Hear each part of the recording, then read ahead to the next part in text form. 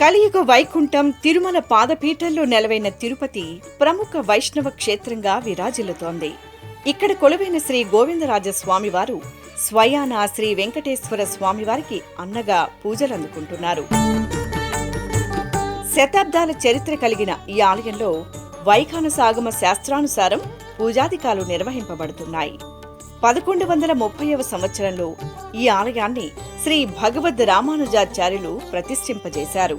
గర్భాలయంలో శ్రీ గోవిందరాజస్వామి పంచముఖ ఆదిశేషునిపై శయనించిన భంగిమలో శ్రీదేవి భూదేవి సమేతంగా భక్తులను అనుగ్రహిస్తున్నారు.